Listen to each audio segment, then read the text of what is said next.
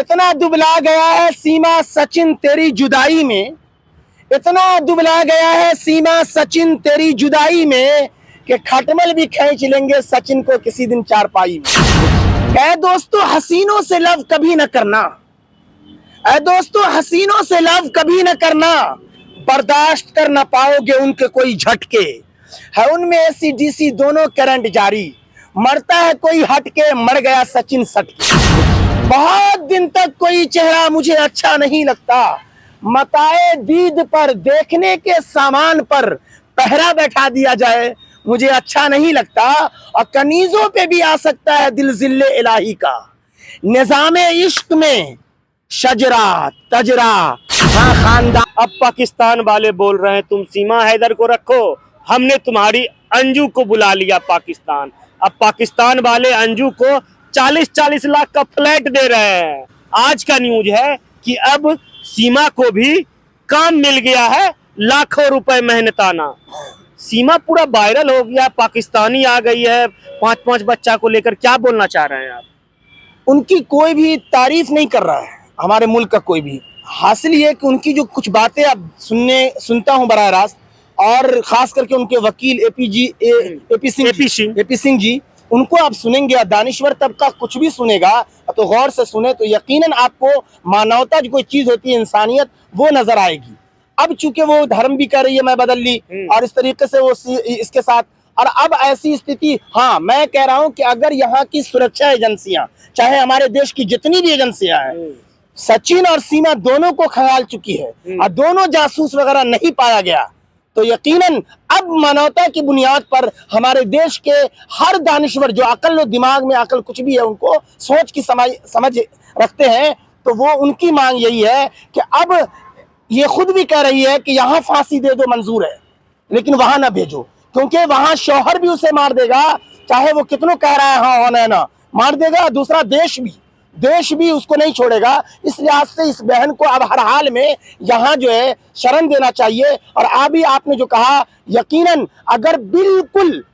कुछ भी जासूसी की बू बास नहीं होगी कहीं से भी, हमारी एजेंसियां और खास करके देश के गृह मंत्री ये हमारे अमित शाह जी और मोदी जी को पूरी तरीके से लोग और सुरक्षा एजेंसियां बता दें कि बिल्कुल साफ सुथरे दोनों हैं, तो यकीनन हमारे मुल्क के हर दयालु लोग, अब जो अभी आपने कहा बारिश करनी शुरू कर दी है, तो फिर इतना ईश्वर खुदा की तरफ से बरसेगा कि उसकी क्या औकात जिसका आपने नाम लिया।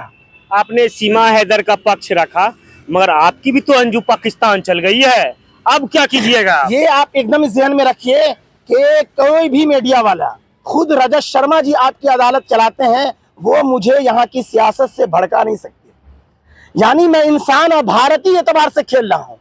तो यकीनन सीमा को मैं अपना दुश्मन मानता हूं, और उस मुल्क का कोई भी हो उसको दुश्मन, और अंजू हमारे मुल्क की है अच्छी, तो इस लिहाज से मैं भारतीय बोल के खेल रहा हूं। बल्कि ऐसा नहीं है कि कोई है मुसलमान का दर्द, एक दुनिया में एक इंसान औरत। मेरा सवाल है, अंजू भी तो चल गई पाकिस्तान, उसके बारे में आपकी क्या राय है? मेरी और हमको लगता है देश के भी अच्छे लोगों की जो भी मांगे मैं देख रहा हूँ कि नो आवे, तुम ठीक से उधर ही रहो, जो रहना अपने रहो, जरूरत नहीं है तुम्हारे आने की।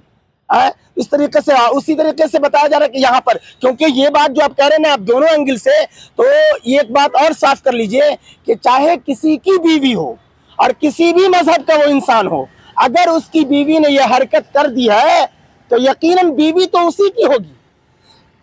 क्योंकि अगर मैं उसकी तारीफ करूं तो शौहर तो ऐसा होगा कि हर दिन कोई का शौहर किसी की, कोई लड़का किसी की बीवी को लेके चला जाए और वो हाथ धोना पड़ जाएगा, तो ऐसा नहीं है कि कोई लेके चला जाए, बीवी उसी की होती है जिसकी है, जिसके साथ 7 फेरे लगाती है सातों जन्म के लिए उसी को। और हमारे यहाँ भी कहा जाता है कि अगर ईश्वर खुदा के आगे किसी सजदा करना होता किसी को, खुदा के अलावा किसी के आगे सजदा करना होता किसी को, तो एक औरत को हुक्म होता कि अपने शौहर अपने हस्बैंड को सजदा करे। देख रहे हैं? अच्छा, एक सवाल है, बोला जा रहा है कि सीमा हैदर पश्तूनी है, पश्तूनी लोग धमकी दे रहे हैं कि तुम सीमा को पाकिस्तान भेज दो, नहीं तो हम मार देंगे सचिन को, ऐसा कि सीमा को तो एक न एक दिन मार ही देंगे, धमकी आ रहा है पाकिस्तान से, अगर सीमा पाकिस्तान नहीं जाएगी तो उसको मार दिया जाएगा। देखिए ये सब उसको हक आज़ादी है, क्योंकि दूसरे मुल्क में सोशल मीडिया का दौर है, जो ही बोलता रहे, लेकिन इस वक्त हमारे देश कि नौबत यह है कि पूरी दुनिया समझ रहा है कि हमारे देश के प्रधानमंत्री नरेंद्र मोदी जी जब बैठते हैं तो सुपर पावर मुल्क जो अमेरिका है इस वक्त, उसका सदर जो बाइडेन जी अपनी जगह से उठकर हमारे प्रधानमंत्री की तरफ आ जाते हैं, तो यकीनन इसकी क्या मजाल जो हमारे मुल्क का, बल्कि उसकी तो ऐसी दुर्गति है क्या है कि महंगाई की वजह से वहां के अक्सर पाकिस्तानी हमारे प्रधानमंत्री की 40 लाख का फ्लैट कैसे दे दिया अंजू को? नहीं, मैं ये कह रहा हूँ कि आपने जो एक मुल्क के लिहाज से बताया उसमें बताया, अब वो क्या दे रहे हैं नहीं दे रहे हैं भैया, अभी आपने इधर भी कह दिया कि शुरुआत हो गई है, लेकिन यहाँ पे अभी हमारे देश की एजेंसियां है, जो हमारे मुल्क का नागरिक भी हमारे मुल्क को नुकसान पहुंचाना चाहेगा, चाहे मैं ही क्यों ना हूं, तो हमारी सुरक्षा एजेंसियां बहुत सतर्क है। तो यकीनन दोनों से अच्छी तरह छानबीन होती है, उसकी तरह नहीं जो उसके मुल्क की तो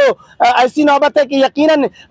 इतना बम बारूद वहां खुद ही फोड़ता रहता है कि यकीनन अपने में सीमा हैदर को नागरिकता मिल जाना चाहिए। यकीनन एपी सिंह और दानिश्वर तबका वो देख रहे हैं कि अब हर हाल में मानवता की बुनियाद पर सचिन और सीमा को अगर पूरी तरीके से खंगाल ली हो गई हो और बिल्कुल साफ सुथरे है तो यकीनन उसे शरण दिया जाए, हर हाल में दिया जाए। उस शायराना अंदाज में सचिन और सीमा के लिए बोल दीजिए। हाँ, 2-3 शेर मैंने हमेशा हर शायर को कहा है, हर चैनल वाले को मैं कह रहा हूँ, कितना दुबला गया है सीमा सचिन तेरी जुदाई में, इतना दुबला गया है सीमा सचिन तेरी जुदाई में कि खटमल भी खींच लेंगे सचिन को किसी दिन चारपाई में। और मैं चूंकि देखिए ये सब एक अलग इश्क का ताल्लुक ये है कि इस पर किसी का पहरा तहरा नहीं चलता। 2-3 शेर अलग से ले जाइए कि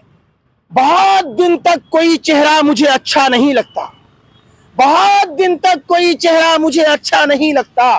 मताए दीद पर देखने के सामान पर पहरा बैठा दिया जाए मुझे अच्छा नहीं लगता, और कनीजों पे भी आ सकता है दिल जिल्ले इलाही का, निजामे इश्क में शजरा तजरा, हाँ खानदान पानदान मजहब ये सब कोई माना नहीं रखता। इसलिए इश्क का ताल्लुक यह है कि लैला मजनू की कहानी बहुत मशहूर है और ऐसे बहुत सारे लोगों का मशहूर है कि मजनू लैला से जब मजनू से कहा और लैला से कहा कि मजनू से कि लैला तो इतनी खूबसूरत नहीं है जिस पर तुम फिदा हो, और लैला से भी कहा तो लैला ने भगा दिया उसे कि असल में तू यहाँ से हट, असल में तू मजनू नहीं है। तो यकीनन सचिन के अंदर क्या और वो क्या है तो उसका मामला तो उसका अपना होगा कि दोनों के अंदर उसमें हम क्यों कर ये हो सकता है, क्योंकि यकीनन जो जिससे प्यार करता है वो दूसरा है। लेकिन मजहब के लिहाज से कुछ बातें आप कहना चाह रहे हैं तो एक अलग से मैं ले जा रहा हूँ हमारे धार्मिक, चूंकि हाँ देखिए इस देश का मैं नागरिक हूं और यकीनन भारतीय जनता पार्टी का भी अभी मैं कार्यकर्ता हूं कि 24 में देश के 24 राज्यों की हर एक लोकसभा सीट भारतीय जनता पार्टी को मिले, मोदी और अमित शाह जी के नेतृत्व में, ये मेरी पहली है। तो मैं एक ऐसा सिपाही हूं और मैं यूं कहता हूं कि देश में यहाँ पर यूं समझिए कि वीर अब्दुल हमीद बनकर के यहाँ का मुसलमान कई टैंकर को बर्बाद करता हुआ नजर आता है और यहाँ का मुसलमान एपीजे अब्दुल कलाम की तरह रहता है। तो यकीनन यहाँ पर कुछ नहीं, बस एक दो भाई और ले जाएं, वो ये है कि दोस्तों हसीनों से लव कभी न करना, दोस्तों हसीनों से लव कभी न करना, बर्दाश्त कर न पाओगे उनके कोई झटके, है उनमें एसी डीसी दोनों करंट जारी, मरता है कोई हटके मर गया सचिन सटके। और आज के नौजवान तबके जो है, मैं चूंकि इसमें बहुत माहिर भी हूं और शेर शायरी का भी, और नौजवान तबका जरा सुनना भी चाहता है तो नौजवान तबका कहना भी चाहता है, तो मैं एक मोहतरमा लोगों को ये रुबाई खास इरशाद मोहतरमा लोगों को नौजवान तबका कहता है कि किसी से दिल लगाने में बड़ी तकलीफ होती है, जो आशिक मिजाज लोग हैं, किसी से दिल लगाने में बड़ी तकलीफ होती है, नजर की चोट खाने में बड़ी तकलीफ होती है, अरे तेरे कूचे में ही 2-4 पड़ जाते तो अच्छा था, मेरे महबूब थाने में बड़ी तकलीफ होती है, थाने में पुलिस दे ये वो, तो लोग आजकल आशिक चाहता है कि तेरी संडीले मेरे पड़ जाए वो बहुत मेहरबानी वो मैं सह लूंगा, लेकिन थाने में पुलिस की जो लाठी पड़ेगी वो बर्दाश्त नहीं। तो कभी कभी मोहतरमा लोग माफ भी कर देती है लगता है। लेकिन इस मौके से एक चीज और मेरा खुसूसन ये दीजिएगा, क्योंकि धार्मिक हमारी चीजें हैं, बोलिए कि कुरान के पारा नंबर 15 सूरह कहफ आयत नंबर 29 में दुनिया बनाने वाला कहता है वकुलिल हक्कु मिर रब्बिकुम फमन शाअ फलयुमिन वमन शाअ फलयकफुर। दुनिया बनाने वाला प्रॉफिट मोहम्मद सल्लल्लाहु अलैहि वसल्लम, जो सारी दुनिया के मुसलमानों के लिए रहमत और जान से भी ज्यादा प्यारे हैं, वो कहता है वो अपने दुनिया बनाने वाला क्या बोलते हैं प्रॉफिट, क्या बोलते हैं? प्रॉफिट मोहम्मद को कहता है दुनिया बनाने वाला कि अपने रब की तरफ से खुल्लम खुल्ला ऐलान कर दीजिए कि जिसका जी चाहे मन चाहे ईमान ले आए और जिसका जी चाहे काफिर हो जाए, खुदा की खुदाई में भी जर्रा बराबर फर्क नहीं आएगा, मोहम्मद अरबी तेरी नबुव्वत में भी जर्रा बराबर फर्क नहीं आएगा। जैसे आपने कहा होगा यहाँ के जितने समुदाय के हिंदू भाई भी है कहते हैं अंजू को तुम वहीं मर जा, सब कुछ उसी तरीके से यहाँ पर ये आई है। तो यकीनन बस इसी लिहाज से कहा जा रहा है कि शरण मानवता की बुनियाद पर, वरना हर मजहब कोई भी पकड़ के नहीं रखेगा। मजहब जबरदस्ती का नाम नहीं है। इंसान को अक्ल शऊर हो जाए औरत मर्द को तो वो अपने से फैसला करे कि हमें किस मजहब पे रहना है। मजहब वाला कोई जबरदस्ती मजहब में लाएगा तो इस देश में हमको लगता है जुर्म भी है। जी जी, चलिए ठीक। तो देखिए मौलाना साहब ने बहुत अच्छा तर्जुमा देके बहुत अच्छा शायराना अंदाज में इन्होंने सपोर्ट किया है। इनका कहना है मानवता के नाते कम से कम उन्हें नागरिकता मिल जानी चाहिए। आप लोग कमेंट करके जरूर अपनी राय दें। धन्यवाद।